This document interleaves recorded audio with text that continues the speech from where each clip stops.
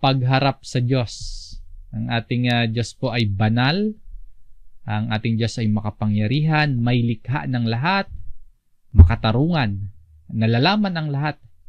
At ang ating Diyos ay kataas-taasan at marami pang mabubuti at kamangha-manghang katangian ang ating Diyos. Ang tanong po, paano tayo haharap sa banal na Diyos? Ang isang sumasampalataya kay Jesus, binigyan ng karapatan na maging anak ng Diyos. Ibig sabihin, kung ang isa pong tao na nanampalataya kay Jesus, meron na siyang relasyon ngayon sa Diyos. Kung ikaw po ay na kay Jesus, meron ka ng kaugnayan sa Diyos. Ngayon, kapag nagsasalita ang iyong Diyos, kapag may paanyaya at may naisabihin sa iyo ang iyong Diyos, dapat handa ka makinig. Kapag may iniuutos ang iyong Diyos, dapat handa kang sumunod. Kapag kinikilala mo na nilikha ka at iniligtas ka ng Diyos, ang magiging response mo po or tugon mo po sa katotohanan iyon ay sasambahin mo ang tunay na Diyos. Ganyan po ang ugnayan mo bilang mananampalataya. Ngayon po ay meron ka ng relasyon sa Diyos. Ngayon, ang tanong ay talaga bang naiintindihan natin ang ginagawa natin tuwing araw ng linggo kapag tayo ay nagtitipon at sama-samang humaharap sa Diyos? Nawa po makatulong ang ating aralin ngayon para mas maunawaan natin na yung ating mga ginagawang pagtitipon, lalo nga po kapag araw ng linggo, ay hindi lang natin basta magawa at isipin na yon ay gathering lang. Kundi ito po ay pagharap natin sa Diyos, pagsamba natin sa dakila at makapangyarihang Diyos na may likha ng lahat. At iyon ay pakikipagtagpo natin sa Diyos. Nakikinig tayo ng Kanyang salita, inaawitan natin siya, pinapapurihan natin siya, nananalangin tayo sa Kanya. Ang ating pag-aaral po ay mula sa Exodus chapter 19, simula sa verse 1 hanggang verse 14. Na makita po natin kung paanong habang inihahayag ng Diyos ang kanyang sarili at ang kanyang mga katangian at otoridad, ay magkaroon din naman po tayo ng biblical na gabay o pattern kung paano tayo dapat haharap sa Diyos na banal. Ang version po ng Biblia na ating gagamitin sa Tagalog po ay ang Bagong ang Biblia at ilang Revised Tagalog Popular Version. Sa English po ay New American Standard Bible. Tingnan po natin, hindi lang yung literal na pangyayari, kundi kung ano din ang nakapaloob na mensahe sa encounter, sa pagtatagpo na ito ng mga Israelita sa Diyos. At magkaroon din po tayo ng kaunawaan kung paano naman tayo sa ngayon, sa panahon natin ngayon, sa opportunity na binibigay sa atin, ay maunawaan natin kung paano tayo haharap sa Diyos.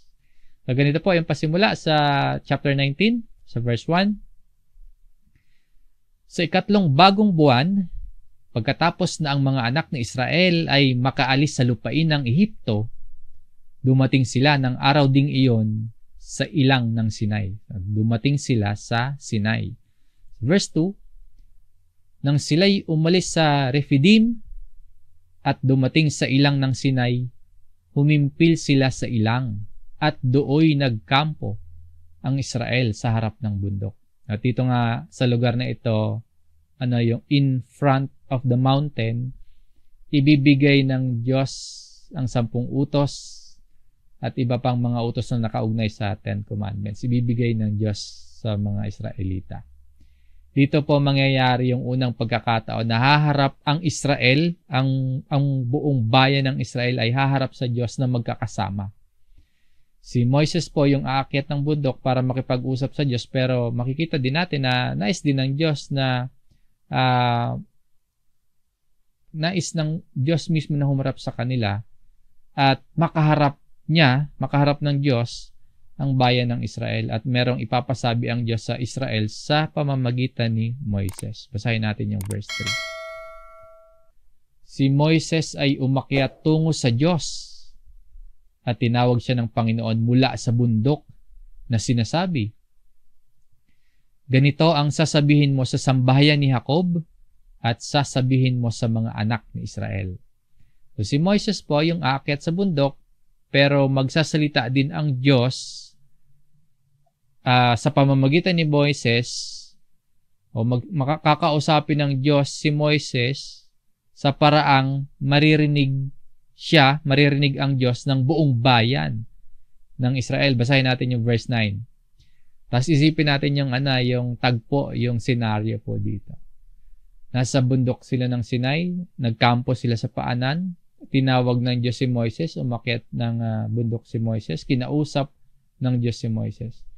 Sa verse 9, sinabi ng Panginoon kay Moises, ako'y darating sa iyo sa isang makapal na ulap upang marinig ng bayan kapag ako'y nakikipag-usap sa iyo.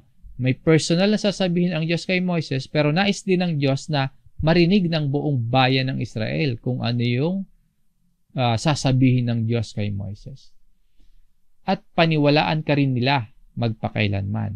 At sinabi ni Moises ang mga salita ng bayan sa Panginoon. So magsasalita ang Diyos kay Moises, hindi lang para marinig ni Moises, kundi para marinig din ang Diyos ng mga tao. At sa verse 11, at humanda sa ikatlong araw, sapagkat sa ikatlong araw ay bababa ang Panginoon sa paningin ng buong bayan sa ibabaw ng bundok ng Sinai. So hindi lang basta mapapakinggan ng mga tao ang Diyos, kundi bababa ang Panginoon sa paningin ng buong bayan. Sa pasimula po ng chapter 19, ipinapakita sa atin na haharap ang Diyos sa mga tao. Magsasalita ang Diyos, magpapakita ang Diyos sa mga tao. Siyempre, alam po natin, hindi ito buong literal na magpapakita sa kanila talaga ang Diyos. No? Ang punto lamang po natin ay haharap ang Diyos sa kanila at sila naman, yung buong Israel, ay haharap sa Diyos. Ang tawag ni Moises sa encounter niyan, sa pagtatagpo niyan, sa pagharap nila yan. Ang tawag po ni Moises sa tagpong yan ay araw ng pagtitipon. Basahin po natin yung Deuteronomy chapter 9, dito po sa verse 10. Ibinigay sa akin ng Panginoon ang 2 tapyas na bato na sinulatan ng daliri ng Diyos. Nasa mga iyon ang lahat ng mga sinabi ng Panginoon sa inyo sa bundok mula sa gitna ng apoy ng araw ng pagtitipon, the day of the assembly.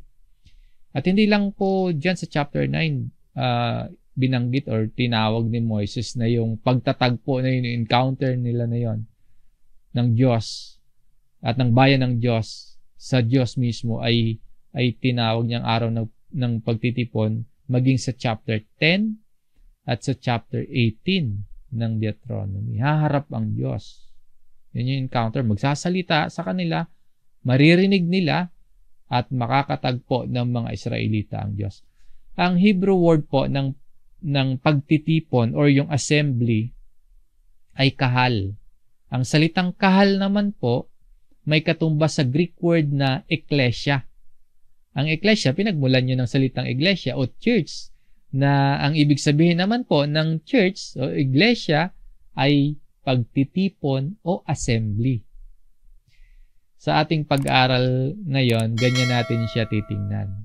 Ang buong assembleya, ang buong kongregasyon, ang buong church o yung buong Israel ay nagtitipon para humarap sa Diyos, para pakinggan kung ano ang sasabihin ng Diyos, para makatagpo ang Diyos. Ang matututunan po natin dito, may kaugnayan sa tuwing nagtitipon tayo kapag araw ng linggo. Pinapaalala nito sa atin na tuwing araw ng ating pagtitipon ay maging handa tayo sa pagharap kung sino yung ating Diyos at kung paano natin siya dapat sambahin at kung ano ang sasabihin sa atin ng Diyos sa araw ng pagtitipon. Mahalaga po na sa simula, tama yung ating pagkaunawa sa the day of the assembly. Yung the day of the assembly naman natin. So, bakit po? Kasi obserbahan natin yung trends sa maraming churches ngayon. Marami po para bang nagiging casual na lang o hindi na masyadong pinaghahandaan yung araw ng panambahan o yung araw ng pagtitipon. Kasi yung klase ng tugtugan, yung programa at yung mga gawain sa araw ng pagsamba, nagiging parang entertainment yung datingan. May mga ganong, actually trend siya sa panahon natin ngayon ng maraming churches. Yung nilalaman na programa ng worship service, yung mga klase ng tugtugan at awitan, yung mga gawain, parang entertainment yung datingan. Ang layunin ay kung paano makaka-attract sa maraming tao. Ang concern na lang ay kung ano ba yung gusto at nakakakiliti sa tao para maging miyembro ng church. Isinasantabi na kung ano ba talaga yung gusto ng Diyos. Ano ba talaga yung sasabihin ng Diyos? At ano ba talaga yung nais ng Diyos kung paano siya dapat sambahin? So, naisasantabi na yun. No? Sa ibang church pa nga po, nagiging parang over familiarity na lang yung pagdalo sa araw ng pagtitipon dahil sa paulit-ulit na ginagawa every Sunday, nagiging habitual na lang. Wala nang paghahanda. Wala na rin minsan yung excitement. Minsan sadya nang nagpapalit kahit wala namang dahilan para malate. Kasi parang nagiging habitual na lang. Or sa iba naman, mali yung pagkaunawa sa araw ng pagtitipon na hindi na lang pumupunta sa church kasi hindi nila feel. Yung emotion yung binabasihan. Hindi nila feel pumunta ng church. Mas pinipili na lang na magpunta sa ibang lugar kung saan mas enjoy sila. Pupunta na lang sa mall, pupunta na lang o attend na lang ng mga party, ng inuman. Kaya uunahin na lang yung mamasyal kesa unahin yung makipagtagpo sa Diyos. Ang pagsamba natin at pagharap sa Diyos, meron tayong paghahanda na dapat gawin. Yan po yung punto ng ating pag-aaral ngayon. At hindi tayo ang magsasabi sa kung paanong paraan tayo lalapit at kung paanong paraan tayo sasamba sa Diyos. Hindi nakadepende sa gusto natin, hindi nakadepende sa nararamdaman natin.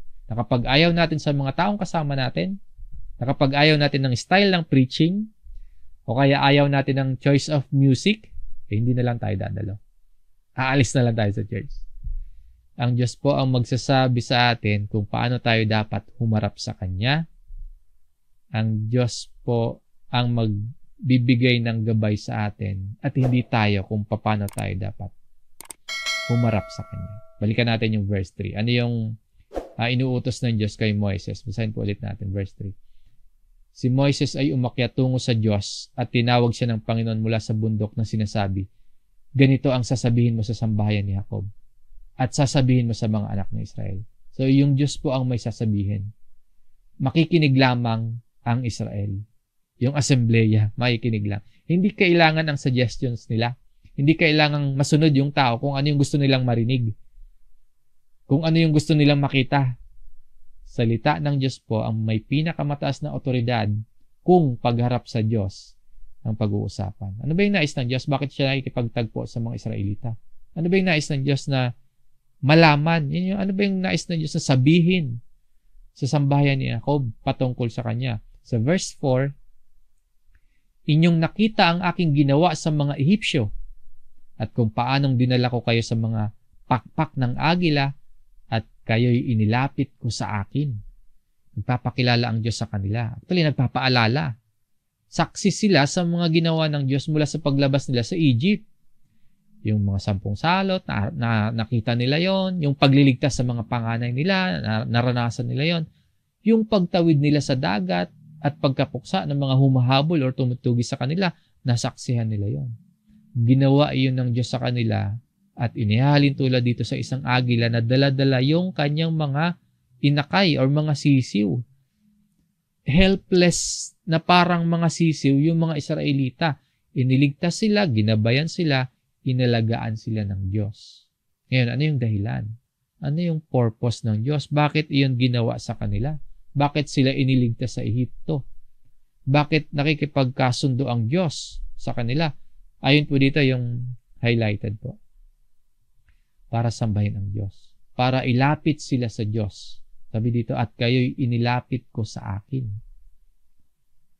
Ganyan din po yung makikita natin sa ginawang pagliligtas sa atin ngayon ng Diyos sa atin mismo. Hindi lang para mapatawad tayo sa ating mga kasalanan. Iniligtas tayo hindi lang para maalis tayo sa parusang walang hanggan.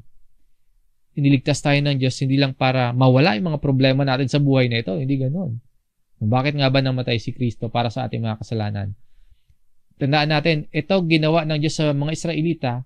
Ang purpose po ay upang, sabi dito, at kayo'y inilapit ko sa akin. Ngayon, bakit namatay si Kristo para sa ating mga kasalanan? Basahin natin itong sulat ni Apostle Peter sa unang Pedro, chapter 3, verse 18. Sapagkat si Kristo man ay minsang nagdusa dahil sa mga kasalanan, ang isang matuwid dahil sa mga di matuwid, upang kayo ay madala niya sa Diyos, so that He might bring us to God. Siya ay pinatay sa laman, ngunit binuhay sa Espiritu. Tulad nun sa mga Israelita, ito po yung nais ng Diyos naman sa atin din. Nais ng Diyos na ilapit tayo o madala niya tayo sa Kanya. At ginawa iyon ng Diyos mismo sa pamamagitan ng Kanyang anak, si Kristo. At bunga ng ginawa sa atin ng Diyos, tulad nga din po sa makikita nating pangyayari sa mga Israelita, na iniligtas sila ng Diyos, ganun din tayo ay iniligtas ng Diyos upang madala niya sa Kanya. Bunga nun, ng ginawa sa atin na yon, nais ng Diyos na sumunod sa Kanya. Ang mga Israelita, sa verse 5 na ating pangunahing talatang pinag-aaralan, ganito nakalagay. Kaya't ngayon, kung tunay na inyong susundin ang aking tinig at tutuparin ang aking tipan, bunga ng pagkakaroon nila ng relasyon at ugnayan sa Diyos. Iniligtas sila eh. Meron na silang ugnayan, meron na silang relasyon. Bunga nun, susunod sila at tutupad sa salita ng Diyos. Ganon din po sa atin. Dahil sa meron na tayong relasyon at ugnayan sa Diyos, susunod at tutupad tayo ng salita ng Diyos. Dahil iniligtas tayo, dahil inilapit na tayo sa Diyos. So, mauna muna yung pagkakaroon natin ng relasyon sa Diyos. Susunod tayo dahil iniligtas tayo ng Diyos, dahil inilapit na tayo sa Kanya.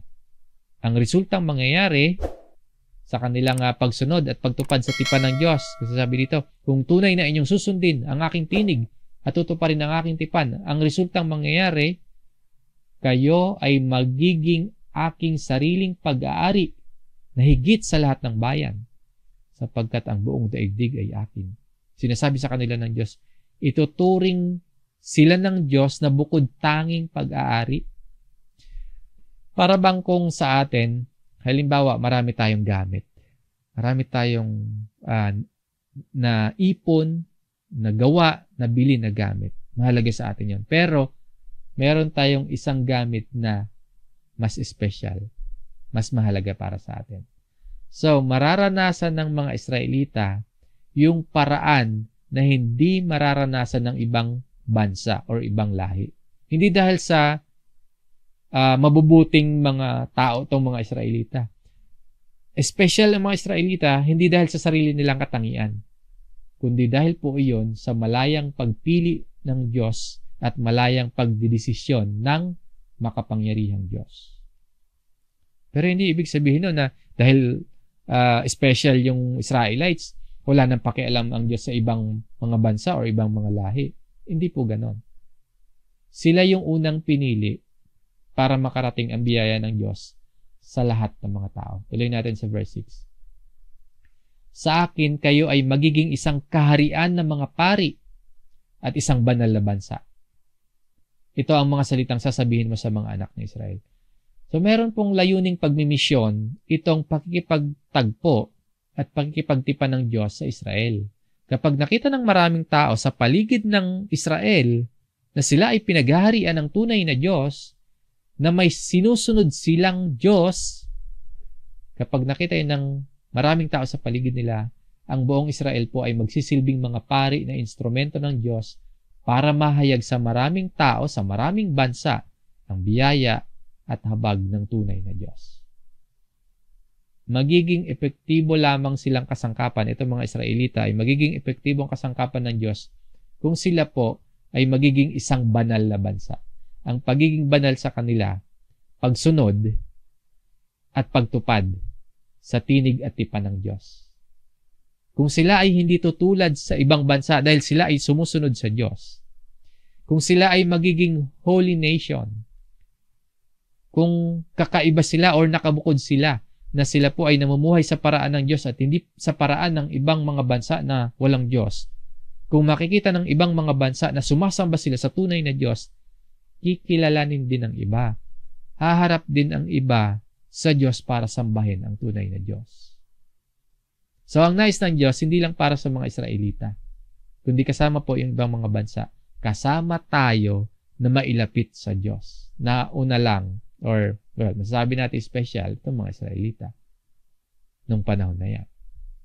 Ayun po dito, ang mga salitang sasabihin mo sa mga anak ng Israel, kaya bumaba ng bundok si Moises at ipinatawag yung mga elders ng Israel. So, sabi dito, ang mga salitang sasabihin mo ay ito para sa mga anak ng Israel. So, si Moises, bumaba, pinatawag yung mga elders. Verse 7, kaya't dumating si Moises at ipinatawag ang matatanda sa bayan at ipinahayag sa harap nila ang lahat ng salitang ito na iniutos ng Panginoon sa kanya. O, sinabi ni Moises sa mga elders, yung salitang galing sa Diyos. At sa verse 8, yung mga matatanda sa bayan naman, yung nag-report, yung nagsabi sa buong bayan ng Israel. Ang buong bayan ay nagkaisang sumagot at nagsabi, ang lahat ng sinabi ng Panginoon ay aming gagawin. At iniulat ni Moises ang mga salita ng bayan sa Panginoon. Sinabi ni Moises sa Diyos kung ano yung nagkakaisang sagot at sinabi ng bayan ng Israel mula doon sa napakinggan nila. Kaya lang, ang tanong, itong sinabi nila na gagawin nila ang pagsunod at pagtupad sa mga sinabi sa kanila ng Diyos, ang tanong, nagawa kaya nila? Or kaya nga ba nilang gawin? Sa kasaysayan po ng Israel, mababasa natin yung pagsuway at unfaithfulness nila sa Diyos. Yun yung madalas na nangingibabaw sa mga Israelita. Pagsuway, unfaithfulness. Hindi naman nila sinunod at tinupad ang tipan ng Diyos. Kaya iyon yung dahilan kung bakit nagkaroon ng bagong tipan ang Diyos. Bakit isinugo ng Diyos si Jesus? Ginawa ni Jesus ang hindi magagawa ng mga Israelita. Itong sinasabi ng mga Israelites dito na lahat ng sinabi ng Panginoon ay aming gagawin, hindi nagawa at hindi kayang gawin ng mga Israelita. Pero ginawa ni Jesus. Tinupad ni Jesus ang mga utos ng Diyos. Ginawa ni Jesus ang hindi din natin magagawa. Kaya dahil kay Jesus, lahat tayo nailapit sa Diyos. Tinupad ni Kristo yung salita, tinupad ni Kristo yung covenant ng Diyos. Kaya ganito yung sulat ni Apostle Peter sa 1 Peter chapter 2 verse 9. Ngunit kayo'y isang lahing pinili, isang maharlikang pagkapari, isang bansang banal, sambayanang pag-aari ng Diyos, upang inyong ipahayag ang mga makapangyarihang gawa niya na tumawag sa inyo mula sa kadiliman tungo sa kanyang kagilagilalas na liwanag. So tayo po ay a chosen race, a royal priesthood, a holy nation. Tayo po ay sambayanang pag-aari ng Diyos. Hindi dahil mas masunurin tayo sa mga Israelita. Hindi dahil mas tapat tayo kung ikukumpara sa mga Israelita. Alam natin hindi naman tayo din masunurin.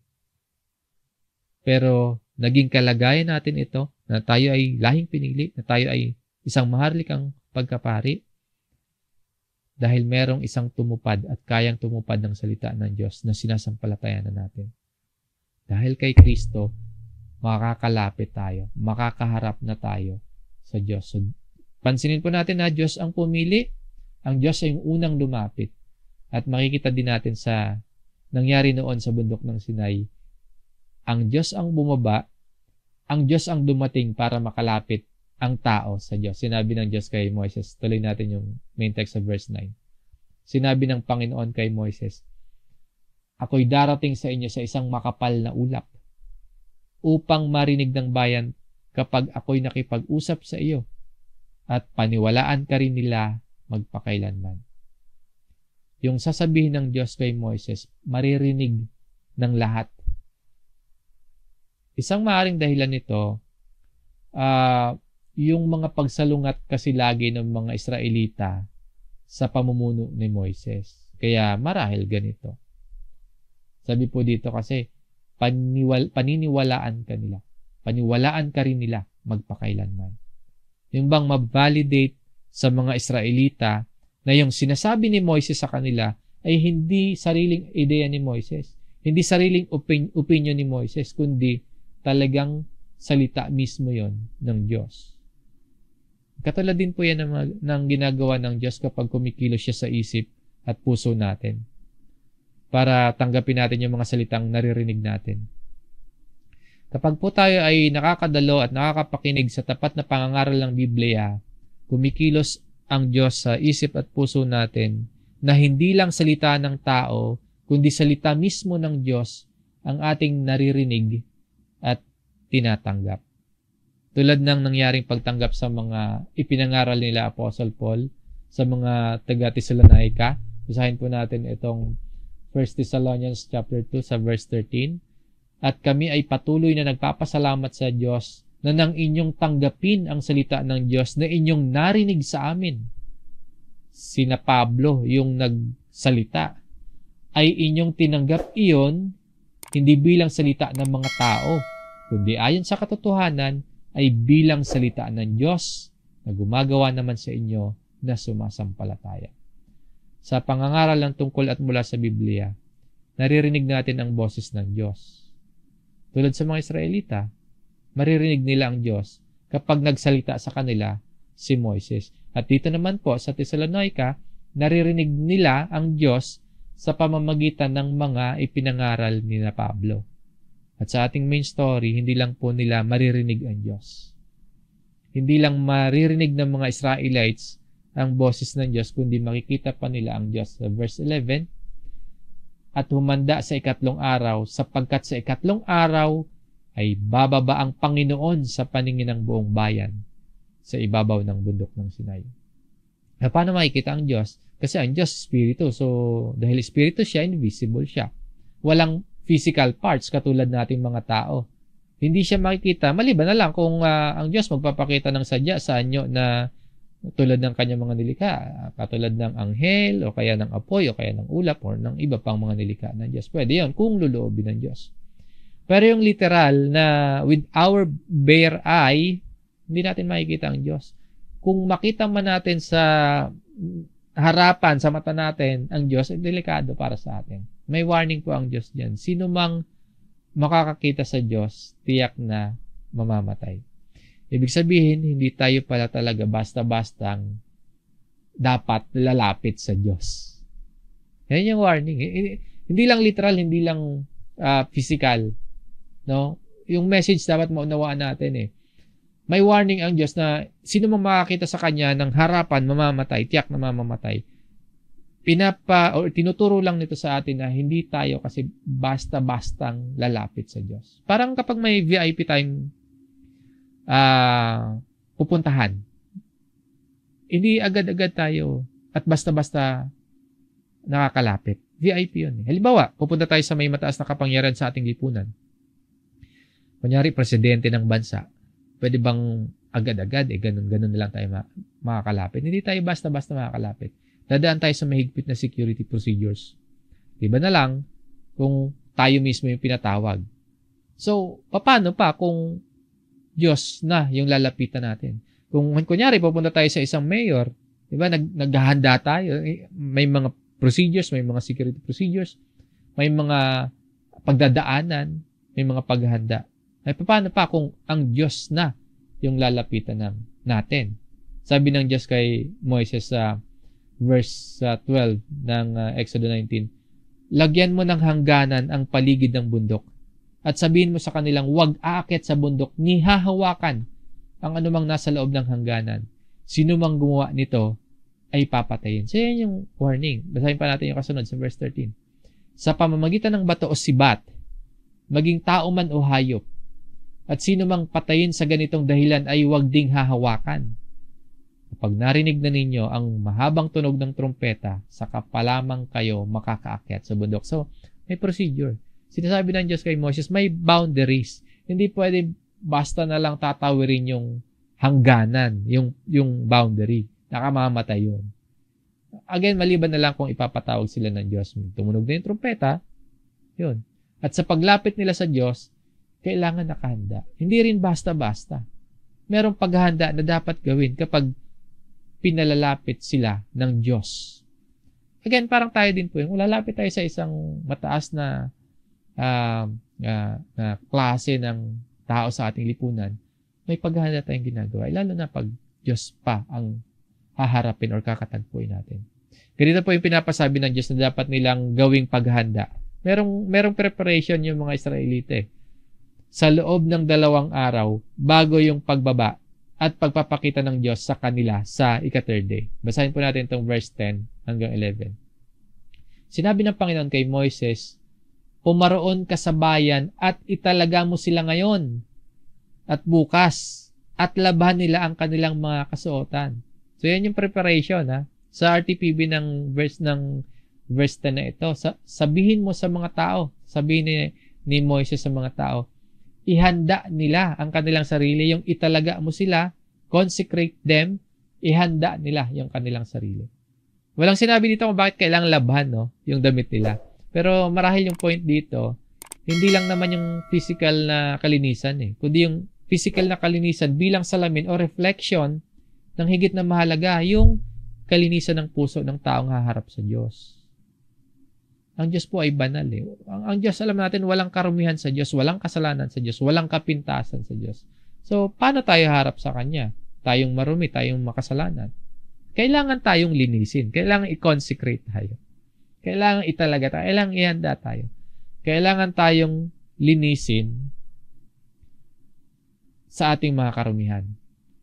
At ang makakagawa niyan, ang ating Panginoong Hesus lamang.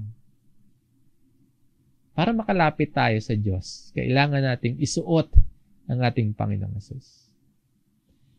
At ang paghahandaan nila sa kanilang pagharap sa Diyos, hindi lang nung mismong araw na yung mismong araw ng pagtitipon nila or pagharap nila mismo. Ayon po dito, ngayon at bukas ay italaga o hihanda nila yung kanilang mga sarili. Sa verse 11, at humanda sa 2 araw, sapagkat sa 2 araw ay bababa ang Panginoon sa paningin ng buong bayan sa ibabaw ng bundok ng Sinai. Sa 2 araw pa yung pagharap nila sa Diyos. Pero ngayon pa lang at bukas at sa 2 araw, kailangan handa. Kailangan ready na sila, prepared na sila. Pinapakita nito sa atin yung kahalagahan ng paghahanda sa pagharap sa Diyos.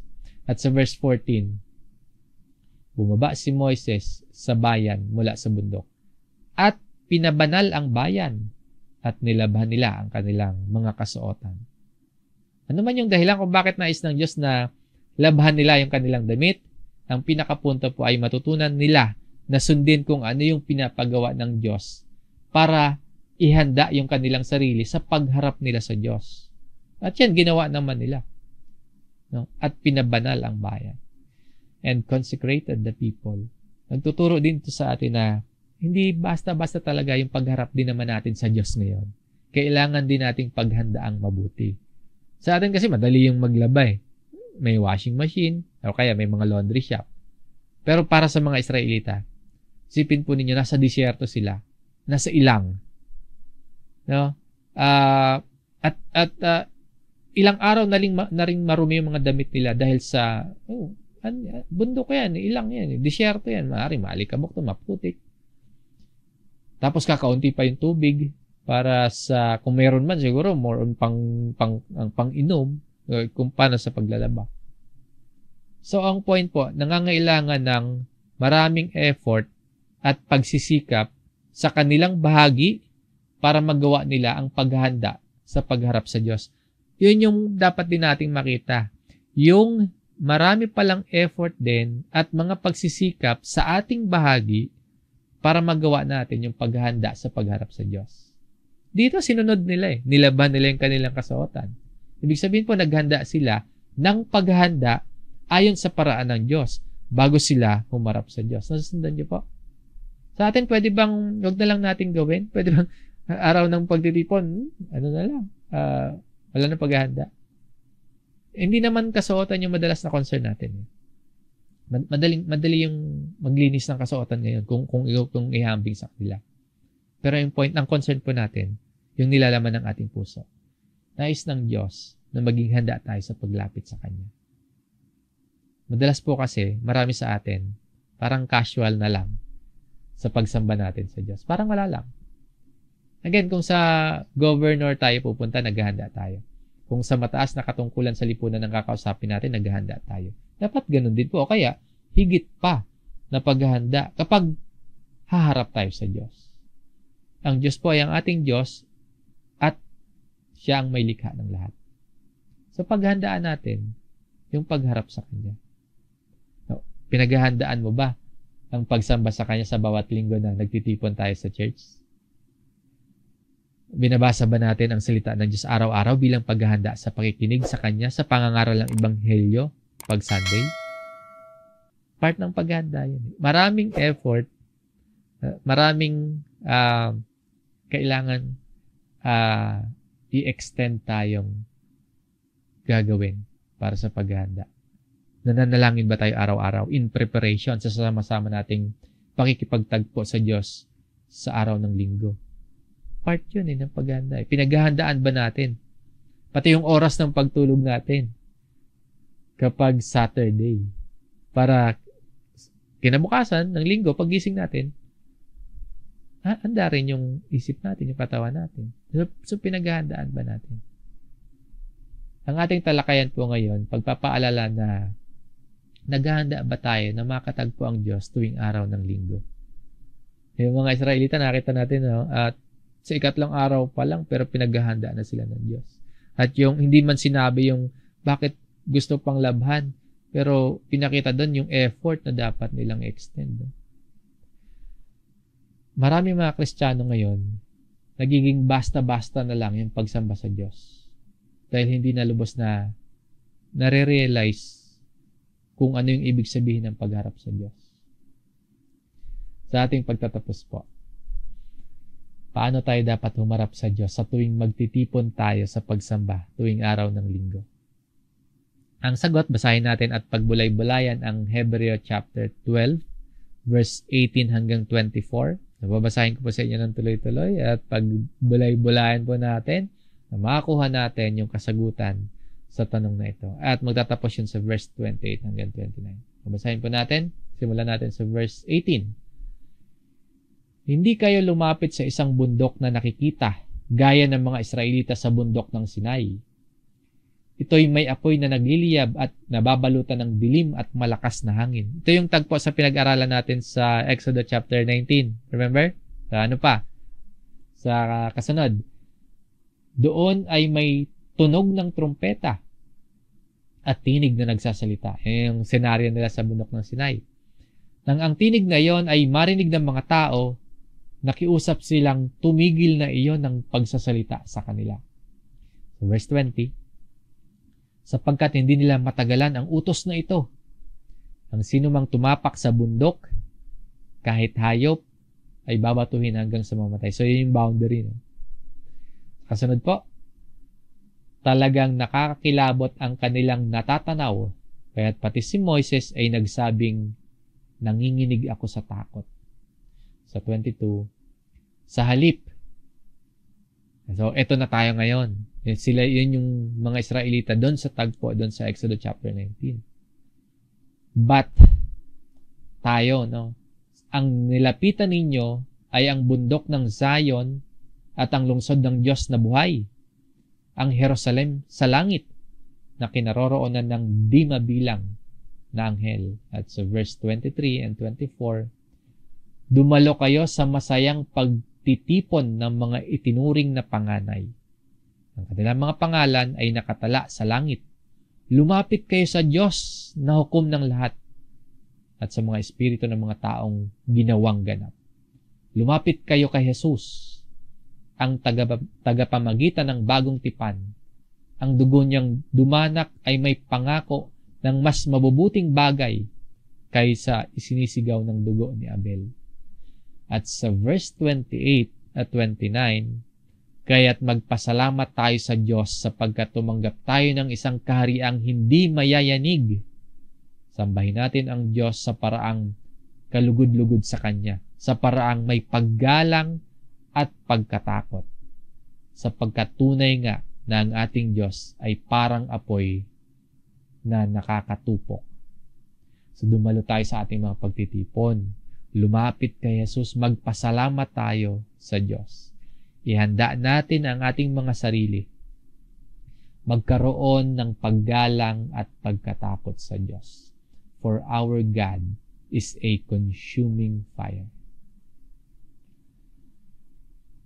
Dumalo tayo sa ating mga pagtitipon. Lumapit kay Jesus. Magpasalamat tayo sa Diyos.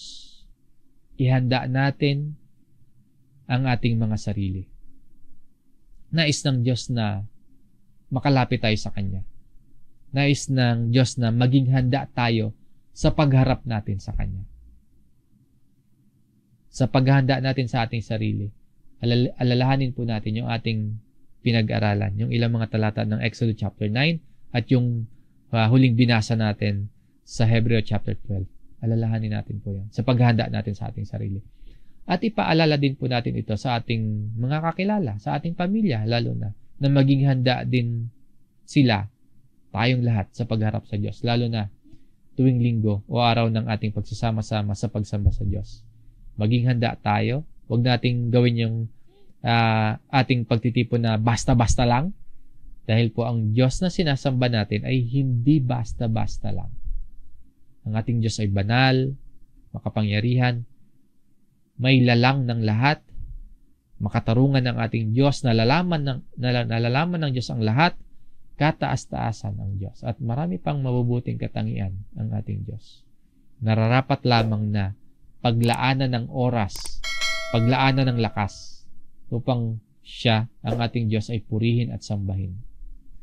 Muli po mga kapatid, maging handa sa araw ng ating pagtitipon sa pangalan ng Panginoon. Maging handa sa pagharap sa Diyos. Hanggang dito po ang ating pag-aaral. Hanggang sa susunod na Huwebes. Maraming salamat po sa inyong pakikinig mga kapatid. Pagpalain po kayo ng salita ng Diyos.